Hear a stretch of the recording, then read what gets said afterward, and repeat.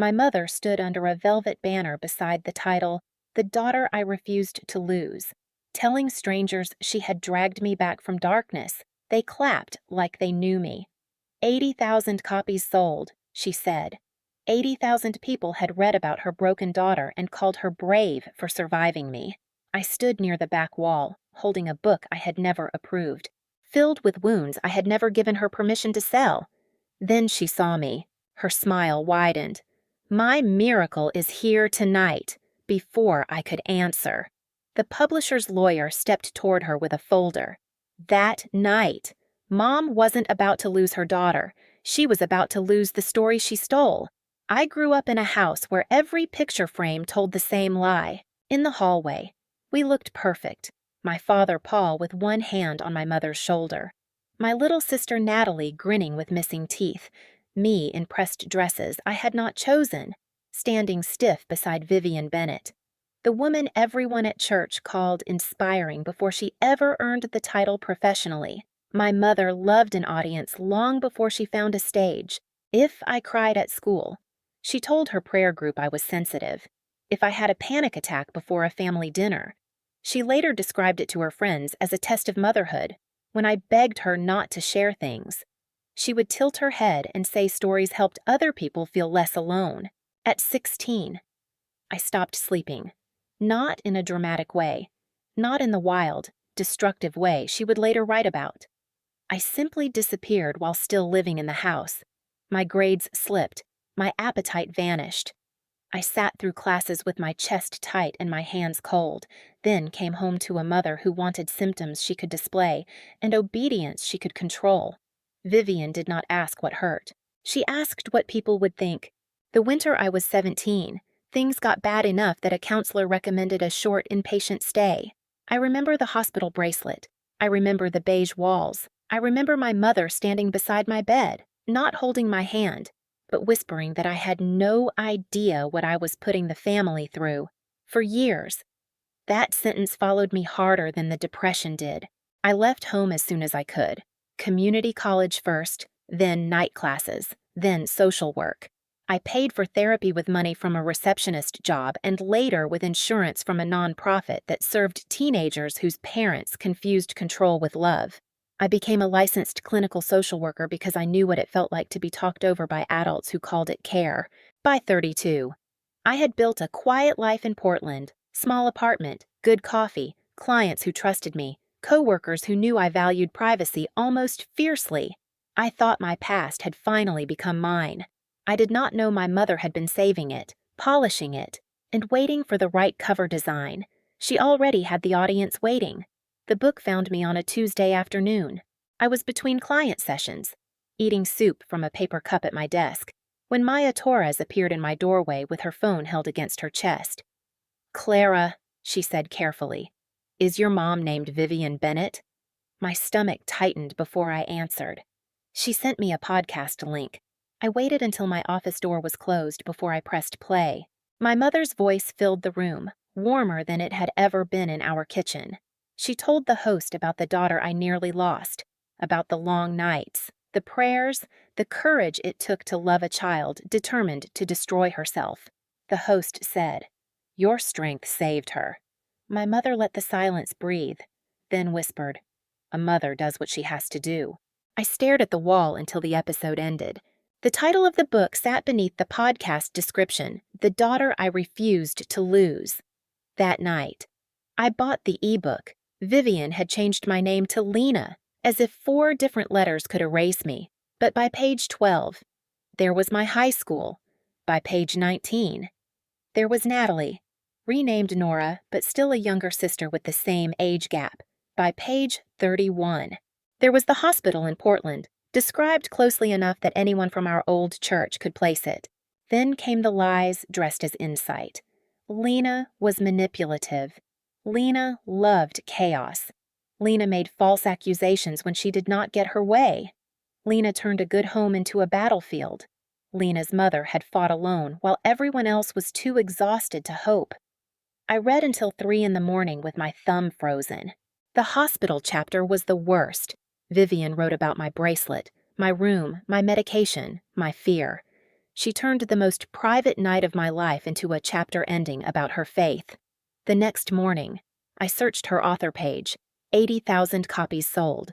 There were photos of Vivian at women's conferences, church events, book clubs, and podcast studios, holding my pain between manicured fingers. Under every post, strangers called her heroic. They said I was blessed. They said daughters like me needed mothers like her. Then a message arrived from someone I had known in high school. "I just finished your mom's book. I had no idea you put your family through that." That was when hurt became something hotter. My mother had not only told my story, she had sold a version of me I would spend years trying to outlive. I called my mother after reading the book twice, because once had left too much room for shock. She answered like she had been waiting for applause. "Did you see the reviews?" she asked. "I saw the hospital chapter." Silence. Then Vivian sighed, the way she always did when preparing to be disappointed in me. "Clara, I changed your name. You kept everything else. That is not fair." "No," I said. "Writing about my inpatient stay without asking me is not fair." Her voice sharpened. "That chapter has helped mothers understand what their children are going through. It does not even tell the truth." Another silence. Colder this time. I asked why she described me as dangerous, why she implied I had lied about being controlled, why she wrote that Natalie grew up afraid of me when Natalie used to sleep in my room because she was scared of our parents fighting downstairs. Vivian's answer came softly, almost lovingly. Readers need clarity. They need to understand the stakes. That was when I realized my mother did not think she had lied. She thought she had improved the story. My father called an hour later. Paul never confronted anyone until my mother needed backup. "Your mom finally turned something painful into something meaningful," he said. "Don't punish her for that. She used me. She lived through it too." There it was again. The old family rule. If my pain inconvenienced them, it belonged to everyone. If my recovery made them uncomfortable, it belonged to no one. The next morning, an email arrived from North Star House Publishing. They were excited to discuss rights connected to a possible documentary adaptation and an expanded paperback edition. Attached was a release form asking me to authorize use of family background, personal history, photographs, and related materials. They also invited me to participate in bonus interviews. My hands went cold. The book was not the end. It was the pilot episode. Before I could finish reading, Vivian called again, crying this time. "It is just paperwork," she said. "Please do not sabotage this because you are upset. Did you ever plan to ask before the book came out?" She did not answer. I printed the release form and placed it beside the marked-up book. Then I began building a file: screenshots, podcast transcripts, comments from people who recognized me, pages where Vivian used private details, messages where she pressured me to sign. For the first time, I stopped treating it like family drama. It was not a misunderstanding. It was my life being packaged for sale. And my signature was the only thing she had forgotten to steal. I met Dana Whitcomb in a narrow office above a coffee shop that smelled like rain and printer toner. She did not gasp when I explained. She did not promise to destroy my mother. She listened, took notes, and made the whole thing feel less like a family wound and more like a set of facts that could be examined.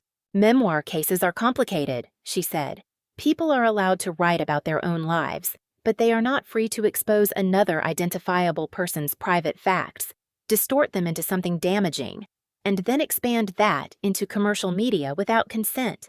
I asked about HIPAA because everyone online seemed to use that word like a magic button. Donna shook her head. "Your mother is not your hospital, but privacy, false light, defamation, publicity rights, and release issues may still matter, especially now that they want a documentary." For the first time in days, I breathed all the way in. Dana sent a legal notice to North Star House Publishing by the end of the week. It said I had never reviewed the manuscript, never signed a release, never authorized use of my medical history, photographs, or personal background, and objected to any documentary or expanded edition using identifiable details about me. 2 days later, silence broke in a different direction. Natalie texted me a screenshot. I hesitated before opening it. My sister and I had not been close in years. She had learned early that surviving our house meant staying agreeable. The screenshot was from Vivian, months before publication. The real version is too quiet, Mom had written. I need readers to understand what I survived. I sat on my bed holding the phone until the screen dimmed. Natalie sent one more message. I'm sorry, I should have said something sooner. I forwarded everything to Dana. At North Star House. The mood shifted. Marissa Klein, my mother's editor, emailed Dana with careful, polished language about reviewing the concerns. Graham Ellis, the publisher's lawyer, requested a timeline of identifying details and asked whether I had ever given verbal consent. I had not. Meanwhile, Vivian announced her paperback launch in Portland. The invitation showed her smiling beside a gold sticker that read 80,000 copies sold. Beneath it, special announcement about the next chapter of the story. Dana warned me not to go looking for a fight. I went anyway, not to ruin her night, to make sure my absence was not mistaken for permission.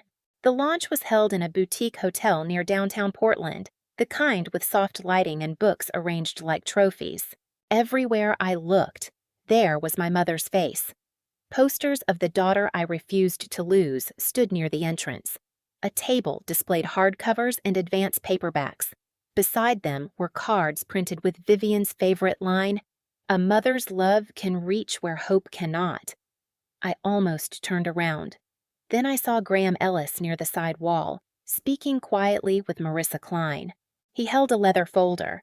Natalie sat in the third row, twisting a napkin. My father sat near the stage, smiling as if he had helped build something noble. Vivian stepped up to the microphone in a cream dress. The audience applauded before she spoke. 80,000 copies, she said softly. 80,000 homes where one mother may feel less alone. More applause. I stood at the back and watched strangers nod as if my private life had been a public service. Vivian spoke about long nights and prayers whispered over a child who could not see her own worth. She used Lena, not Clara, but every word still landed on my skin. There are children, she said, too wounded to understand that love is trying to save them. My throat tightened. That was still the lie. Not that I had been hurt, not that my mother had been scared. Maybe she had been. The lie was that her control had been rescue, and my survival had been proof that she was right. The moderator smiled. And how is your daughter today? Vivian looked toward the crowd. Then she saw me. Something sparked in her expression. Not surprise. Opportunity. Oh, she breathed into the microphone. I did not know she would come. The room turned. Dozens of faces found me at once. Some softened with pity. Vivian lifted one arm toward me. My miracle is here. Applause began again, uncertain at first, then swelling as people understood the cue. They were clapping for a reunion I had not agreed to, forgiveness I had not offered, a story I had not written. Clara, Vivian said, voice trembling. Would you come up here? I did not move. Her smile stiffened. Then Graham Ellis stepped forward. He did not rush or raise his voice. He walked with the calm authority of a man who knew paperwork could do what emotion could not. Vivian, he said, close enough for the microphone to catch part of it. Before any announcement about the documentary, we need to resolve the consent issue. Vivian blinked. This is not the time. I agree, Graham said. That is why it should have been resolved before tonight. Marissa stood beside him, pale but composed. Vivian gave a small laugh for the crowd. This is a family story. Clara understands that. Graham opened the folder. Do you have a signed release from your daughter? My mother's smile flickered. She is my daughter. That is not a release. People in the front rows stopped whispering. Marissa turned to me. Clara, did you review the manuscript before publication? No. Did you authorize use of your medical history, family photographs, or identifying details for documentary materials? Number Graham looked back at Vivian. Then North Star House cannot proceed with any documentary announcement tonight. My mother's face changed. The softness vanished. What remained was the woman outside my hospital room. angry that pain had made her look bad. "Clara has always resisted healing," she said. "This is exactly what the book is about." The words hung there. That was her mistake. Natalie stood up. "No," my sister said, voice shaking. "A lot of it did not happen the way you wrote it." My father turned. "Natalie, sit down." She did not. A reporter near the aisle began typing. Someone whispered. She never signed. Vivian looked at me as if I had set fire to the room. I stepped forward. "You changed my name," I said, "but left enough of me for everyone to recognize. You took the worst night of my life and made it your best chapter. You did not save me. You edited me until you looked like a hero." No one applauded this time, and that was the most honest sound I had heard all night. By the next morning, Vivian had posted a statement. It was polished, wounded, and perfectly useless. "Some family stories are painful," she wrote. "I will always love my daughter, even when she misunderstands the heart behind my work." For the first time, the comments did not obey her. One woman asked whether I had given permission. Another said changing a name was not the same as protecting a person. A podcast host quietly removed Vivian's upcoming interview from its website by afternoon. A women's conference sent a vague announcement about postponing her keynote until all parties had clarity. North Star House moved faster. Dana received an email confirming that the documentary option was paused, the expanded paperback was under legal review, and all promotional materials involving Lena would be frozen pending documentation. They were not pulling every copy from every shelf. Real life rarely gives that kind of clean explosion. But they had stopped handing my mother a bigger microphone. That was not justice yet, but it was the first honest consequence she had ever faced alone. Vivian called 19 times. I did not answer. Paul texted first. "You humiliated your mother in public." I looked at the message for a long time, then typed. "She published me in public." He did not reply. 3 days later, Natalie came to my apartment with a grocery bag full of things people bring when they do not know how to apologize: soup, tea, a candle I would never light. "I was scared of her too," she said. "I know." "That does not make it okay." "No," I said. "It explains it. It does not erase it." She cried then, quietly. I did not rush to comfort her the way our family had trained me to comfort everyone who had watched me bleed. But I made tea. That was enough for one day. The lawyers kept working. The publisher kept asking for proof. Vivian's speaking calendar grew smaller, one removed event at a time, and for once. Every room my mother entered carried a question she could not turn into inspiration. Did Clara consent? The next Monday, I returned to the nonprofit before my first client arrived. Rain tapped against the Portland windows. My office smelled like coffee and paper, ordinary enough to feel sacred. A 17-year-old girl sat across from me that afternoon, sleeves pulled over her hands. "My mom keeps posting about my panic attacks," she said. "Everyone tells her she is brave. Am I selfish for wanting her to stop?" For a moment, I saw myself at 17, silent while adults translated my pain into proof of their goodness. I did not tell her about Vivian. I handed her a worksheet on boundaries. Consent and private stories. "No," I said. "Wanting ownership of your life is not selfish. My mother sold 80,000 copies, but she did not own me anymore. If you have ever had someone twist your truth to make themselves look innocent, tell me in the comments, would you have signed the release? Or would you have done exactly what Clara did? And if you want more stories where the quietest person in the family finally takes back their power, make sure to like, subscribe, and stay with us for the next one.